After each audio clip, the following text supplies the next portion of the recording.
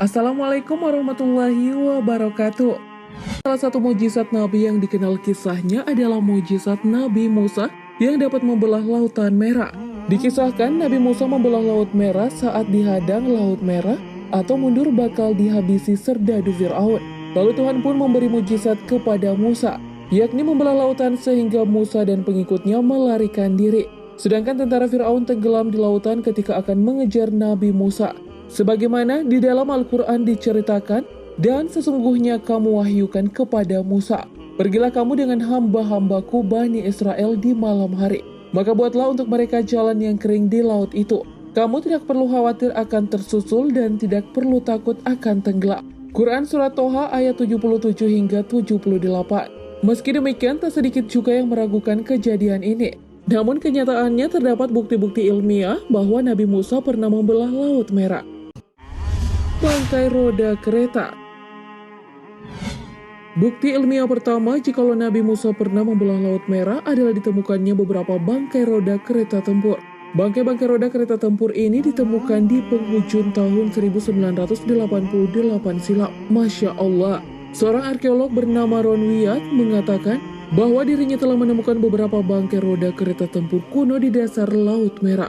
Menurut Ron Wyatt, temuan roda-roda tersebut adalah bangkai kereta tempur Fir'aun, seperti yang dikisahkan tenggelam di lautan tersebut saat digunakan untuk mengejar Musa bersama para pengikutnya. Juga beberapa di antara kereta yang ditemukan terdapat sebuah roda dengan 4 buah jeruji yang terbuat dari emas. Diduga seperti inilah sisa dari roda kereta kuda yang ditunggangi oleh para sang raja. Bangkai manusia. Selain bangkai, bukti roda kereta tempur, bukti ilmiah lainnya jikalau Nabi Musa pernah membelah Lautan Merah adalah ditemukannya bangkai manusia. Juga ini ditemukan arkeolog Ron Wyatt. Menurut pengakuan Ron Wyatt, selain menemukan beberapa bangkai roda kereta tempur berkuda, Wyatt bersama timnya juga menemukan beberapa tulang manusia. Dan tulang-tulang manusia dan kuda ini ditemukan di tempat yang sama. Temuan-temuan ini semakin memperkuat hipotesis jika sisa-sisa tulang belulang itu adalah bagian dari kerangka bala tentara Fir'aun yang tenggelam di Laut Merah. Lalu hasil temuan tulang-tulang ini pun diuji di Stockholm University. Mengejutkannya memang benar adanya bahwa struktur dan kandungan beberapa tulang telah berusia sekitar 3.500 tahun silam. Dan menurut sejarah, kejadian pengejaran itu juga terjadi dalam kurun waktu yang sama, yaitu sekitaran 3.500-an tahun lalu. Poros roda tertutup. Dan ingatlah ketika kami belah laut untukmu, dan kami tenggelamkan Fir'aun dan pengikut-pengikutnya sedang kamu sendiri menyaksikannya. Quran Surah Al-Baqarah ayat 50. Dikisahkan pada saat Nabi Musa dikejar Fir'aun, Allah Subhanahu wa Ta'ala memberi mukjizat kepada Nabi Musa, yakni membelah lautan untuk dilewati bersama kaumnya. Sedang Fir'aun bersama pengikutnya ditenggelamkan bersama kereta mereka dan kuda-kudanya. Juga salah satu hal yang menarik dari penemuan roda kereta ini adalah poros roda dari salah satu kereta kuda yang kini keseluruhannya telah tertutup oleh batu karang. Alhasil untuk melihat bentuk aslinya sangat sulit untuk secara jelas. Hal ini pun dipercaya bahwa poros roda tersebut dilindungi oleh Tuhan agar di masa kini dan masa depan dapat dipercaya. Penemuan para ilmuwan. Sahabat beriman, terbelahnya Lautan Merah ini tidak hanya diceritakan di kisah Nabi, juga dapat dihubungkan dengan penemuan para ilmuwan. Namun bedanya para ilmuwan tidak meyakini hal itu sebagai mukjizat, melainkan sebagai fenomena alam. Hal ini ditemukan ilmuwan dari National Center for Atmospheric Research di Colorado, Amerika Serikat.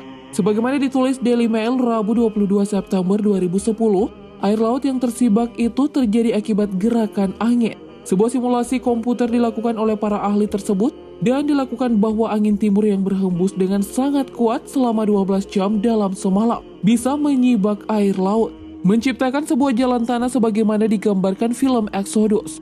Namun para ilmuwan itu meyakini bahwa lokasi keajaiban bukan di Laut Merah, tapi di lokasi dekatnya, di delta Sungai Nil, di mana sebuah sungai kuno menyatu dengan laguna.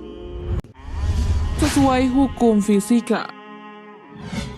Selain penjelasan penemuan para ilmuwan sebelumnya, fenomena terbelahnya laut ini juga masuk akal sesuai hukum fisika.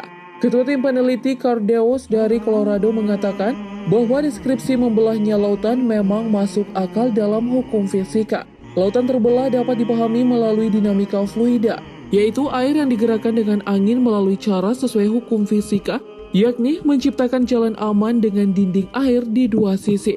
Seperti kisah Nabi Musa, air tersebut kemudian air itu runtuh dan menenggelamkan jalan itu. Dalam kisahnya diceritakan jalan yang akan dilalui Fir'aun dan kaumnya. Bentuk tanah berbeda. Ditemukan para ilmuwan itu bahwa angin timur dengan kecepatan 63 meter per jam yang bertiup dalam waktu 12 jam, baik di danau maupun aliran air. Proses inilah yang menghasilkan jalan tanah lumpur sepanjang 2 mil atau lebar 3 mil selama 4 jam. Di saat kecepatan angin melemah, lalu air akan kembali ke posisi awal, seperti fenomena pasang surut. Para ahli menguraikan dalam jurnal Public Library of Science 1, bahwa siapapun yang terdampar dalam lumpur itu sesudah angin melemah akan berisiko tenggelam. Sedang dalam sumber lain dikatakan kawasan selatan Laut Mediterania yang diduga menjadi tempat penyeberangan itu memaparkan bentuk tanah yang berbeda. Bentuk ini diduga karena isu mengenai lautan yang terbelah. Pemaparan tersebut membutuhkan bentuk tapal kuda Sungai Nil dan laguna dangkal di sepanjang garis pantai. Perhitungan matematis. Sahabat beriman, tak hanya sesuai dengan hukum fisika, fenomena laut terbelah ini diuji dengan menggunakan persamaan diferensial matematika. Adalah dua peneliti Rusia yang membuat pemodelan tentang kondisi ketika gelombang laut terpisah. Peneliti ini bernama Nauman Polzinger dan Alexei Androsov, membuat pemodelan berdasarkan keterangan-keterangan di kitab Old Testament dan Torah. Pula termasuk keterangan bahwa pada saat itu terdapat gugusan karang yang jaraknya dekat dengan permukaan laut. Menggunakan pemodelan hidrodinamik, mereka mengadakan simulasi mengenai berapa kecepatan angin dan kekuatan badai yang dibutuhkan agar gugusan karang tersebut kering. Juga tak lupa mereka mensimulasi berapa lama gugusan karang tersebut akan kering dan kapan air laut akan kembali menutupinya. Hasil yang mereka dapatkan, jika ingin timur bertiup sepanjang malam dengan kecepatan 30 meter per detik, maka gugusan karang tersebut akan kering. Sedangkan untuk menyeberangi 7 km gugusan karang, kaum Israel yang sebanyak 600.000 orang membutuhkan waktu sekitar 4 jam. Dan setelah itu air laut kembali menutupi gugusan karang setelah 4,5 jam. Jadi bisa diartikan bahwa selama 4,5 jam gugusan karang masih kering. Penelitian dua orang ini telah dipublikasikan di The Bulletin of the Russian Academy of Science tahun 2002. Itu dia beberapa bukti ilmiah Nabi Musa pernah membelah lautan. Sungguh Allah Maha Benar dengan segala firman-Nya.